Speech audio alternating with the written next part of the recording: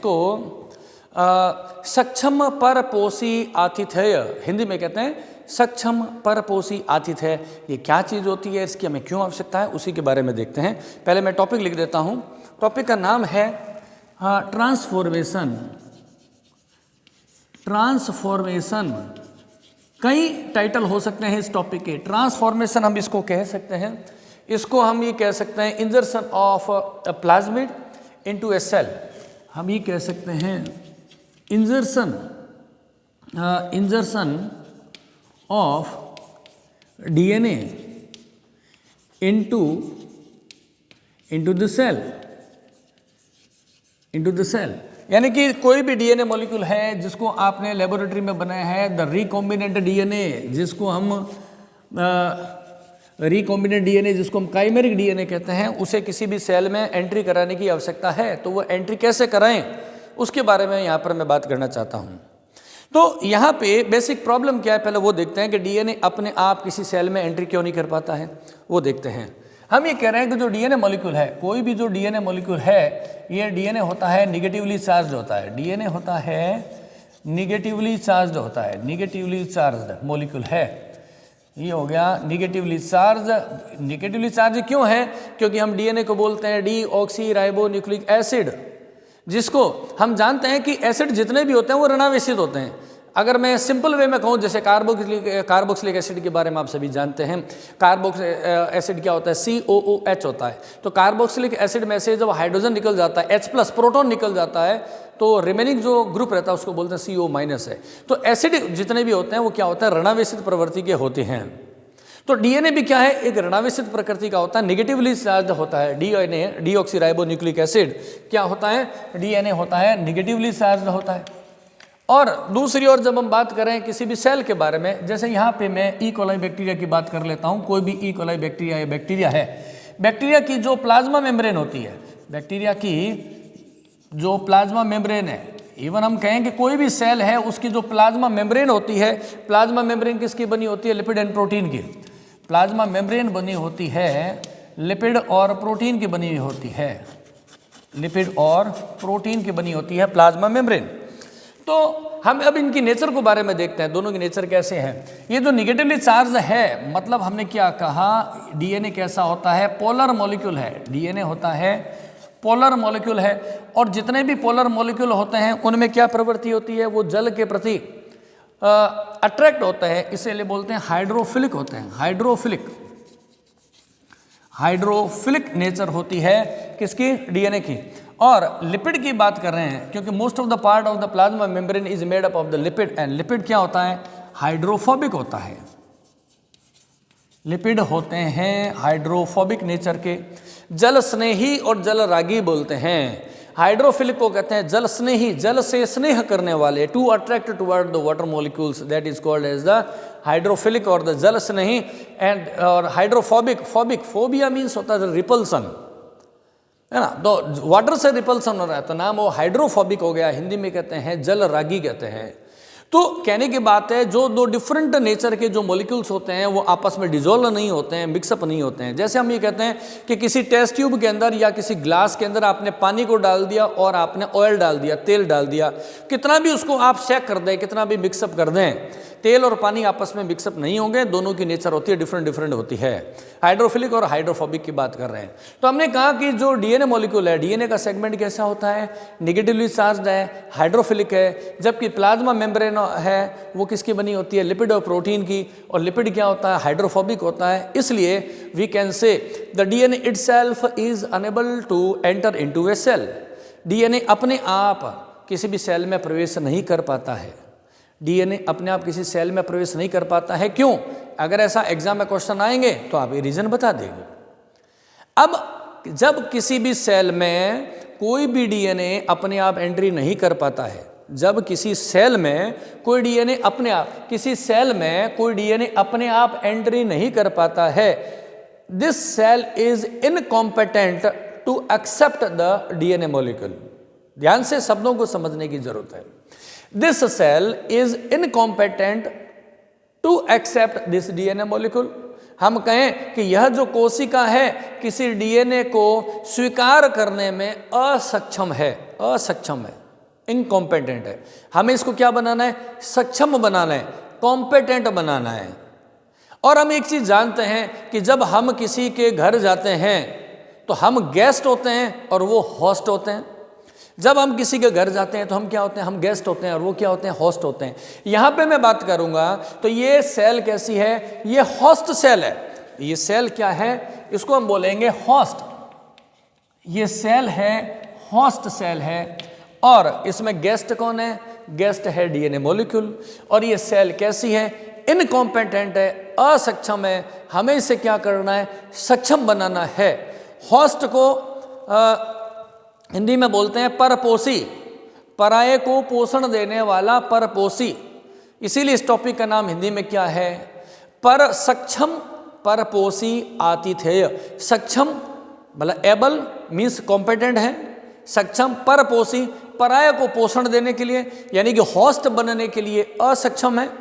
सक्षम परपोषी आतिथेय, वो जो अतिथि है, जो गेस्ट है, जो बाहर का डीएनए मॉलिक्यूल है, उसको उस सेल में एंट्री कराना है। यानी कि ये वाली कोशिका है जो कि होस्ट सेल है, जो कि परपोषी है, वो असक्षम है किसी बाहरी अतिथि को स्वीकार करने के लिए। इसलिए हिंदी में क्या बोलते हैं? सक्षम परपोषी आतिथेय। इस सेल को हमें क्या बनाना है? सक्षम बनाना है, कॉम्पिटेंट बनाना है। At present this cell is incompetent. This cell क्या है? इज इनकॉम्पिटेंट है। इनकॉम्पिटेंट किस चीज के लिए? To receive a DNA molecule. यह इस एक डीएनए मॉलिक्यूल को रिसीव करने के लिए इनकॉम्पिटेंट है, असक्षम है। The cell is incompetent to receive a DNA molecule. DNA को ये एक्सेप्ट करने के लिए असक्षम है। हमें इसे कॉम्पिटेंट बनाना है, इसे योग्य बनाना है। We have to make this cell able to receive this DNA molecule. उसको हम कैसे करें? हमारे पास इसके लिए 5 मेथड्स हैं। कौन कौन से? पहले उनका नाम लिख देता हूं, उसके बाद में हम स्टेप बाय स्टेप एक एक मेथड को समझते हुए चलेंगे। तो हम इसको कॉम्पिटेंट कैसे बनाते हैं? कॉम्पिटेंट बनाने के लिए हमारे पास में क्या क्या मेथड्स हो सकते हैं? नंबर 1 मैं लिख देता हूं यहाँ पे ट्रांसफॉर्मेशन। लेबोरेटरी में करना है आपको ट्रांसफॉर्मेशन। एक्चुअल में तो ट्रांसफॉर्मेशन का सिंपल सा मतलब होता है, ट्रांसफॉर्मेशन होता है किसी भी डीएनए को किसी सेल में एंट्री कराना, उसको ट्रांसफॉर्मेशन बोलते हैं। ट्रांसफॉर्मेशन के बाद में एक मेथड होता है, उसे बोलते हैं micro injection method. Second method है माइक्रो इंजेक्शन। अब नाम खुद ही बता रहा है, इंजेक्शन करना, इंजेक्ट करना है, किसी सेल में डायरेक्टली इंजेक्ट करना है। जब हम किसी पेशेंट को मेडिसिन लगाते हैं तो क्या करते हैं? एक सिरिंज होती है, सिरिंज में मेडिसिन को भरते हैं और इंजेक्ट कर देते हैं। सिमिलरली ये माइक्रो इंजेक्शन है। माइक्रो है बिल्कुल, क्योंकि आप एक पर्टिकुलर सेल में आपको इंजेक्शन करना है, तो वो एक स्मॉल साइज की निडल होती है, इसलिए हम इसको माइक्रो इंजेक्शन बोलते हैं। उसके अलावा तीसरा मेथड है इलेक्ट्रोपोरेशन।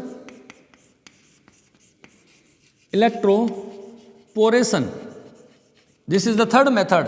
इसका नाम खुद बता रहा है, इलेक्ट्रो मीन्स इलेक्ट्रिक हो गया, पोर का मतलब हो गया हॉल, स्मॉल पोर, स्मॉल साइज के हॉल है, छेद है। इलेक्ट्रो मीन्स इलेक्ट्रिक हो गया, इलेक्ट्रिकल करंट की हेल्प से किसी सेल में एक छेद बना देना, एक पोर बना देना, ताकि ये डीएनए मॉलिक्यूल अंदर एंट्री कर जाए। इलेक्ट्रोपोरेशन। नेक्स्ट पॉइंट है जीन गन है। आप किसी गन से जब शूट करते हैं तो वो जो बुलेट होती है चली जाती है जिसको मारना चाह रहे हैं, तो ये जो जीन गन है ये क्या छोड़ रही है? जीन्स को छोड़ रही है, एक बुलेट छोड़ती है। अभी डिटेल में बाद में करेंगे। एक गोल्ड या टंगस्टन की बनी हुई बुलेट होती है, उसके साथ में डीएनए लगा देते हैं और जब फायर करते हैं तो उस सेल में ये चला जाता है। अभी डिटेलिंग पढ़ेंगे अपने। तो यहाँ पर मेथड आ गया ट्रांसफॉर्मेशन, माइक्रो इंजेक्शन मेथड हो गया, इलेक्ट्रोपोरेशन हो गया और जीन गन। और एक और 5th मेथड है जिसका मैं ऑलरेडी डिस्कशन कर चुका हूँ, टीआई प्लाज्मिड है। टीआई प्लाज्मिड क्या होता है? टीआई प्लाज्मिड होते हैं पैरासाइट्स है। हमने कहा टीआई प्लाज्मिड है, एग्रोबैक्टीरियम जो ट्यूमीफेसियंस होता है, एग्रोबैक्टीरियम ट्यूमीफेसियंस है, उससे ये निकलता है, ठीक है ना। तो एग्रोबैक्टीरियम ट्यूमीफेसियंस एक बैक्टीरिया है। एग्रोबैक्टीरियम ट्यूमीफेसियंस एक होता है बैक्टीरिया, जिसकी डिटेल हम प्रीवियस वीडियो में पढ़ चुके हैं। यहाँ पर अभी मैं शॉर्ट में डिस्कशन करूँगा कि एग्रोबैक्टीरियम ट्यूमीफेसियंस एक बैक्टीरिया होता है, उसमें जो प्लाज्मिड है वो एक डीएनए का सेगमेंट इनोकुलेट कर देता है होस्ट के अंदर है, जिससे कैंसर की बीमारी होती है। कैंसर कैसे ट्यूमर जनरेट हो जाती है, डाइकोट प्लांट में ट्यूमर बनती है, तो वो पैथोजन है। एग्रोबैक्टीरियम ट्यूमीफेसियंस बैक्टीरिया क्या है, एक पैथोजन है। उसका जो प्लाज्मिड है वो एक पैथोजन है, और वो पैथोजन है, चूंकि नाम ही पैथोजन है तो वो डिजीज क्रिएट करता है। हम उसको क्या करते हैं, डिसआर्म्ड कर दें, उसके हानिकारक प्रभाव को खत्म कर दें, तो हम इसको पॉजिटिवली यूज में कर सकते हैं। उसकी डिटेल अभी हम देखेंगे। अभी तो मैं यहाँ पर नाम लिख देता हूँ, disarmed pathogen with the help of disarmed pathogen. और इसका एग्जाम्पल मैंने आपको बताया था किसका, TI प्लाज्मिड, ठीक है ना। तो हमने ये कहा कि what is the method of transforming a DNA molecule into the cell and how can we inject और the insert a recombinant DNA into the cell, और हिंदी में कहे तो सक्षम परिपोषी आतिथेय, कि a cell is enable to accept a DNA molecule because of the DNA molecule is the negatively charged. DNA molecule is the negatively charged and the lipid content of the plasma membrane is hydrophobic in nature. तो दोनों molecules की क्या nature है, एक hydrophilic है, hydrophobic है, irrelevant molecules है। That's why DNA is unable to enter into a host cell, or we can say the host cell is unable to accept or receive a DNA molecule because of different nature. तो हमें क्या करना है, we have to make this cell competent to accept the DNA molecule. हमें इस कोशिका को इस योग्य बनाना है ताकि वो किसी बाह्य DNA molecule को स्वीकार कर सकता है। इस कोशिका को, ये जो परपोषी है, जो है होस्ट सेल है, इस परपोषी कोशिका को हमें सक्षम बनाना है ताकि अतिथेय को स्वीकार कर सके, इसलिए बोलते हैं सक्षम परपोषी अतिथेय। समझ में आई बात, बिल्कुल सिंपल सा काम है। इसको सक्षम बनाने के लिए हमारे पास मेथड क्या है, ट्रांसफॉर्मेशन है, माइक्रो इंजेक्शन मेथड है, इलेक्ट्रोपोरेशन मेथड है, जीन गन मेथड है, और डिसआर्म्ड पैथोजन TI प्लाज्मिड। ये जो डिसआर्म्ड पैथोजन होते हैं उसके हानि के प्रभाव को हटा दें। आर्म का मतलब क्या होता है, आर्म मीन्स हो गया हथियार हो गया, है ना। तो इसको डिसआर्म्ड कर दिया है। We can say that the harmful part of this pathogen if removed then it can be used as the a vehicle, है ना। तो इस कर सकते हैं, डिसआर्म्ड कर सकते हैं और उसको काम में ले सकते हैं हम। चलिए अभी हम पॉइंट को टाइम से टाइम स्टेप बाय स्टेप चलते हुए जाएंगे। सबसे पहले हम पढ़ेंगे ये ट्रांसफॉर्मेशन कैसे होता है, और उसके बाद में दूसरी और प्रोसेस को देखते रहेंगे। पहले ट्रांसफॉर्मेशन को देखेंगे, micro injection, electroporation and so on. ये 5 के 5 मेथड को हमें समझना है। बहुत ईजी काम है, अगर आप ध्यान से समझ पाएंगे बहुत ईजी रहेगा। ध्यान से केवल सुनने की जरूरत है आपको, और मैं सारी की सारी जो भी चीज़ें समझाना चाह रहा हूँ इसी डायग्राम में ही कंप्लीट हो जाएगी। तो आपको अलग से किसी आंसर की रॉट लर्निंग नहीं करना, रटने की जरूरत नहीं पड़ेगी। तो मैं यहाँ पे फर्स्ट नंबर पॉइंट डाल देता हूँ, ट्रांसफॉर्मेशन। ये हो गया ट्रांसफॉर्मेशन मेथड, और ये ई कोलाई बैक्टीरिया में हम इस मेथड को काम में ले सकते हैं, इस ट्रांसफॉर्मेशन मेथड को। ट्रांसफॉर्म का मतलब ही होता है रूपांतरित करना, किसी के रूप को बदल देना कहलाता है। तो इसके लिए हम क्या करें, देखिए सबसे पहले मैं ले रहा हूँ एक बैक्टीरिया। ये एक है बैक्टीरिया, और बैक्टीरिया में हम एग्जाम्पल ले लें। ये क्या है, एक ई कोलाई बैक्टीरिया है, जिसको हम क्या बोलते हैं, एस्चेरिचिया कोलाई बोलते हैं। ई कोलाई बैक्टीरिया है। अब ई कोलाई बैक्टीरिया है तो मैंने कहा इसके बाहर क्या होगी, एक सेल वाल भी होगी, प्लाज्मा मेम्ब्रेन होगी। सेल वाल को तो मान लेते हैं हम हटा दें, प्लाज्मा मेम्ब्रेन को हटाएंगे तो सेल डिसरप्ट हो जाएगी। तो हम क्या करेंगे, प्लाज्मा मेम्ब्रेन को हम ये कहते हैं बिना बर्स्ट किए हुए हमें DNA को इसके अंदर एसिमिलेट करना है। तो क्या करें, इसमें सबसे पहला काम करेंगे, इसको हम calcium chloride, cold calcium chloride में इसको डिजोल्व कर देते हैं। Cold calcium chloride is the CaCl2। After the dissociation it create a bivalent ion that is called as Ca+2 ion, Ca+2 ion. तो सबसे पहले हम क्या करें, इसको ट्रीट कर दें। किसके साथ में ट्रीट कर दें, हम लिख देंगे यहाँ पे this cell is treated with calcium chloride CaCl2।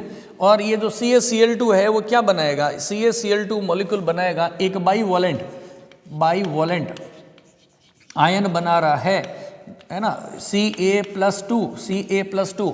ये बाइवैलेंट आयन है, इसकी प्रेजेंस में इसको जब डिजोल्व करेंगे, ट्रीट करेंगे तो क्या होगा, स्मॉल पोर्स आर जनरेटेड। तो इसके प्लाज्मा मेम्ब्रेन में छोटे छोटे क्या बन जाएंगे, छेद बन जाएंगे, छोटे छोटे पोर्स बन जाएंगे।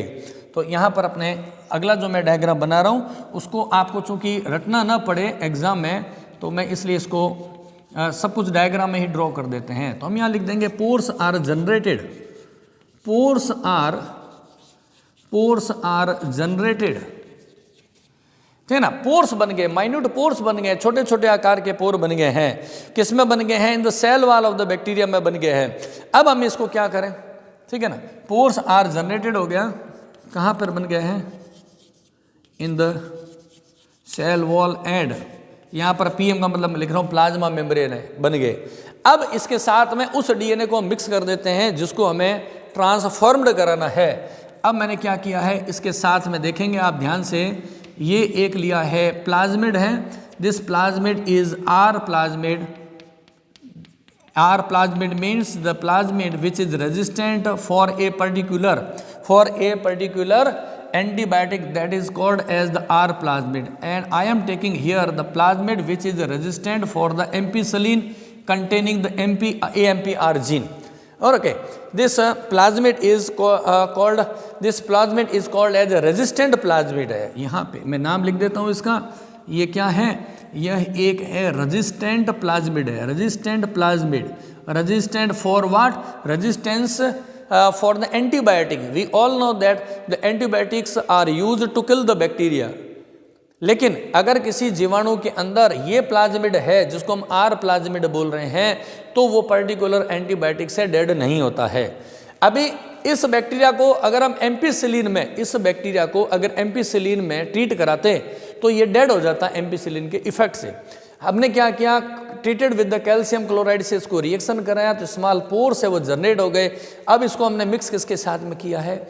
आर प्लाज्मिड के साथ। और क्या करेंगे, हम इसको इंक्यूबेट करेंगे, यानी कि गर्म करेंगे। इंक्यूबेट करना, गर्म करना, इंक्यूबेशन। यहाँ पर हमने नाम लिख देते हैं, हमने क्या किया है इसको, we incubated this mixer is incubated at 42 degree Celsius, 42 degree Celsius के ऊपर इसको इंक्यूबेट करेंगे। देन हमें ऑल्टरनेशन में करना है, temperature, heat and coolness, heat and cool. 42 degree Celsius पर हम इसको गर्म करेंगे, देन इसको हम आइस में कूल करेंगे, फिर 42 डिग्री पे गर्म करेंगे, फिर इसको कूल करेंगे। उससे क्या होगा, this plasmid enters into the bacteria. ऐसा हम ऑल्टरनेशन के अंदर करेंगे। कैसे करेंगे, मैं यहाँ पर लिख देता हूँ। पहले हमने इंक्यूबेट किया, फिर हमने क्या किया, इसको कूल किया, cool down in ice, ice में इसको कूल डाउन किया। अगेन हमने ये कूल डाउन करने के बाद में क्या किया, अगेन इसको फिर हमने हीट दी, इसको अगेन इंक्यूबेट किया, फिर इसको हमने क्या किया, इंक्यूबेट किया at the 42 degree Celsius temperature, and then हमने इसको क्या किया, फिर इसको कूल किया। हम ये कह देंगे that fluctuation of the temperature created, temperature rises up to 42 degree Celsius, then temperature को हमने क्या किया, डिक्रीज कर दिया, आइस में डाल के कूल कर दिया। अब क्या होगा, this by this process this plasmid enters into the cell. ये प्लाज्मिड है, इसमें एंट्री कर जाएगा। तो यहाँ पे मैं एक डायग्राम बना देता हूँ। By this process what happen, तो हमने कहेंगे कि ये जो ई कोलाई बैक्टीरिया है, इस ई कोलाई बैक्टीरिया में कौन एंट्री कर चुका है, this plasmid which is the resistant for the ampicillin because it contains the resistant gene, the R gene for the ampicillin that is presented by the AMPR.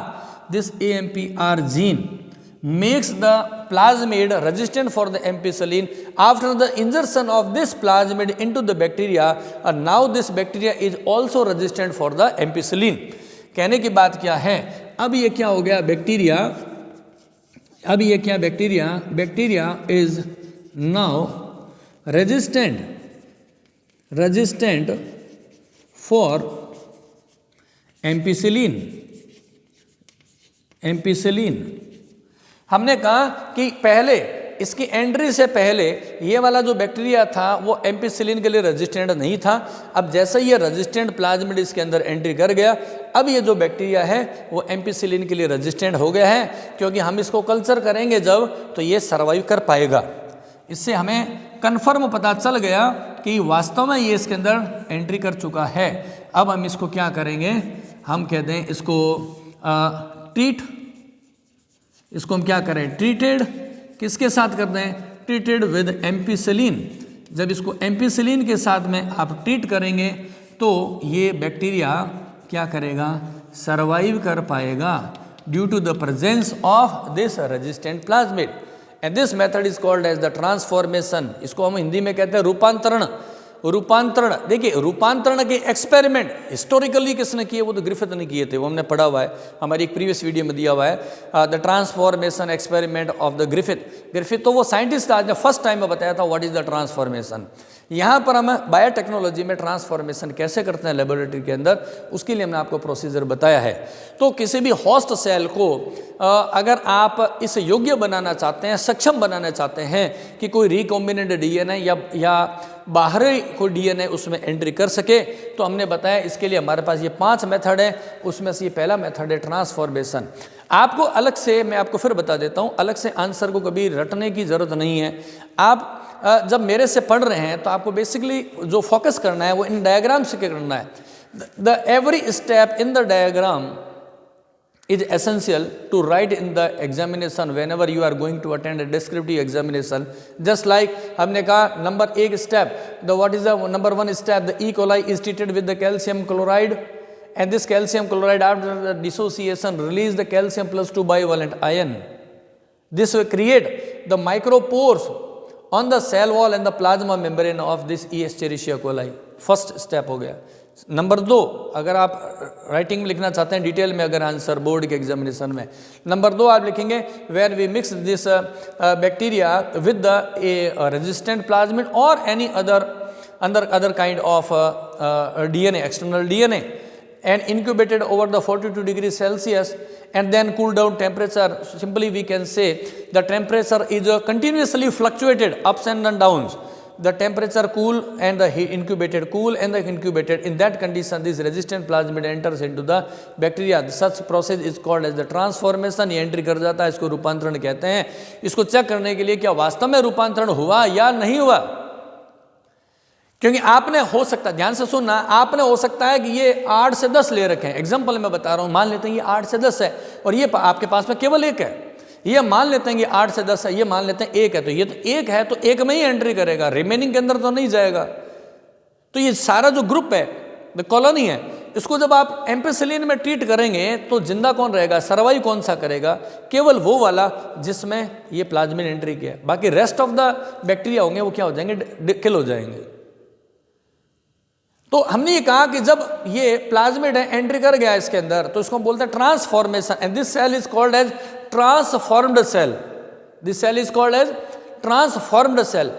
और वो cell जिसमें entry नहीं किया उसको बोलते हैं नॉन ट्रांसफॉर्म्ड सेल।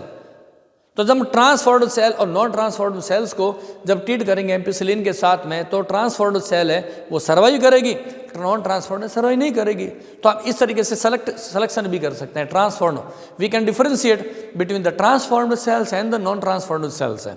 ये 2 points एक साथ में हो गए आपका। ट्रांसफॉर्मेशन की भी बात कर रहा हूँ, साथ साथ में यही एक्सपेरिमेंट है, उसको हम किस में यूज में ले सकते हैं कि अगर कह दे आपको एग्जाम में, how can you differentiate a transformed cell into the to the non transformed cell, तो आप ये एक प्रैक्टिकली करके आपको बता सकते हैं। अभी हम नेक्स्ट पॉइंट शुरू करने वाले हैं, कौन सा, माइक्रो इंजेक्शन मेथड किस तरीके से होता है, अभी देखते हैं, शुरू करते हैं।